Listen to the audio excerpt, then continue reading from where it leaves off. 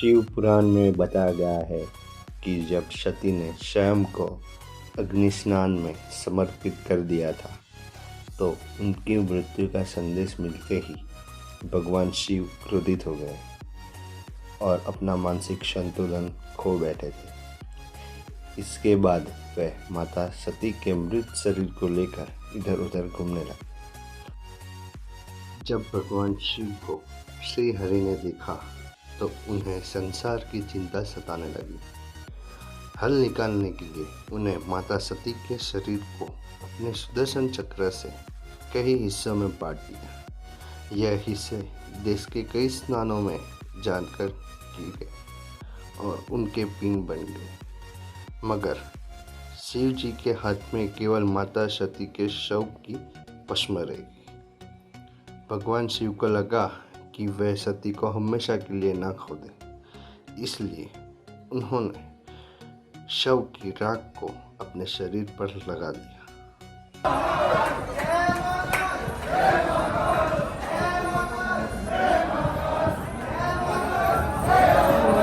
खबर पर नहीं पड़े मेरा बॉक्स है ना।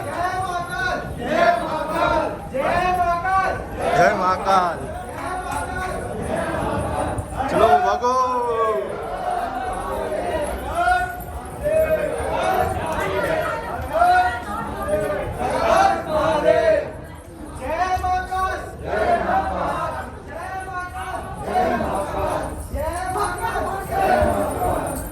डबल नहीं पैर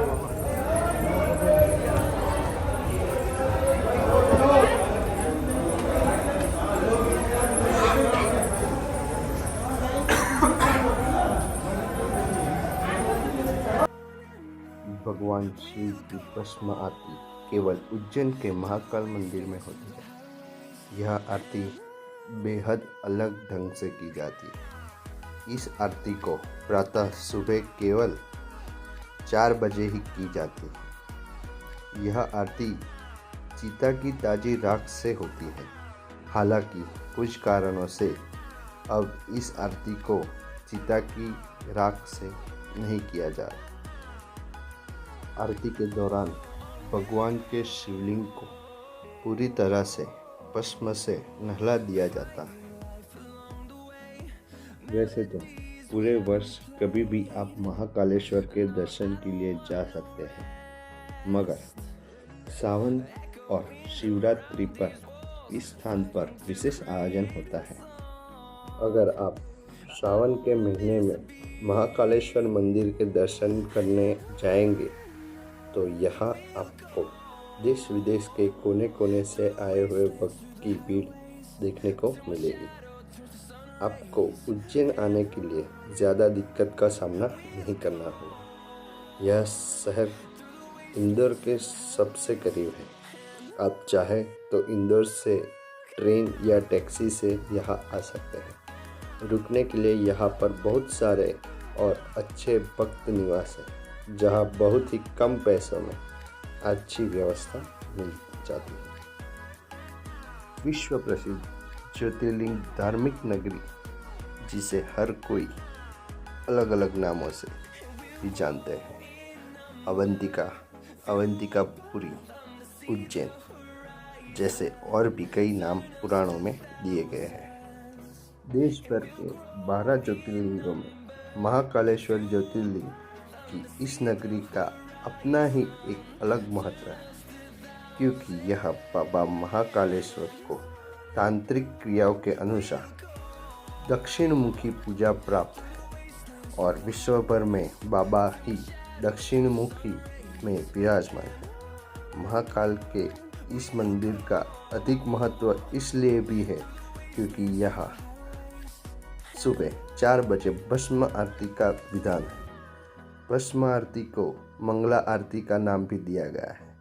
यह प्राचीन मान्यता थी कि शमशान की ताज़ी चिता की भस्म से ही भस्म आरती की जाती थी।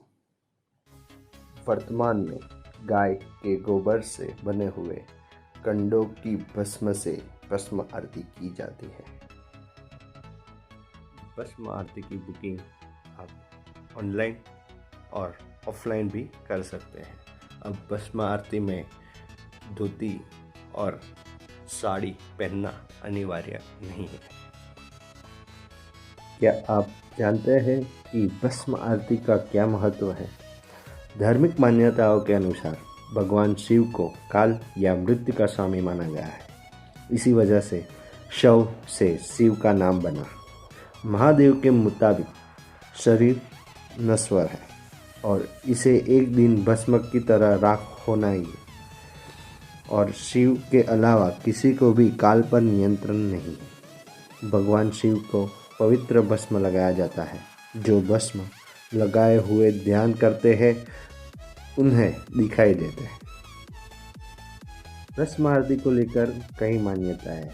कहा जाता है कि भस्म आरती भगवान शिव को जगाने के लिए की जाती है, इसीलिए आरती सुबह के 4 बजे की जाती है। वर्तमान समय में महाकाल की भस्म आरती में कपिला गाय के गोबर से बने कंडे, शमी, पीपल, पलाश, बड़, अमलताश और बेर की लकड़ियों को जलाकर तैयार किया गया भस्म का इस्तेमाल किया जाता है। ऐसी मान्यता है कि सालों पहले शमशान की भस्म से आरती होती थी, लेकिन अब कंडे के बने भस्म से ही आरती की श्रृंगार किया जाता है। आरती के दौरान पुजारी एक वस्त्र धोती में होता है। इस आरती में अन्य वस्त्र को धारण करने का नियम नहीं है। क्या आप जानते हैं भस्म आरती का रहस्य? पौराणिक कहानियों के अनुसार ऐसा कहा जाता है कि प्राचीन समय में उज्जैन में महाराज चंद्रसेना का शासन था, जो शिव भगवान के परम भक्त थे। न केवल चंद्रसेना बल्कि उज्जैन की प्रजा भी भगवान शिव को बहुत पूजती थी। एक बार राजा रिपुदमन ने चंद्रसेना के महल पर हमला कर दिया और राक्षस दूषण के माध्यम से प्रजा को काफ़ी नुकसान पहुंचा। ऐसे में प्रजा ने भगवान शिव को याद किया और भगवान शिव ने वहां खुद आकर दुष्ट राक्षस का अंत किया। इसके बाद राक्षस खाक से अपना श्रृंगार किया और वे हमेशा के लिए वहां बस गए। तभी से ऐसा माना जाता है कि उस जगह का नाम महाकालेश्वर रखा गया और यहाँ भस्म आरती की जाने लगी।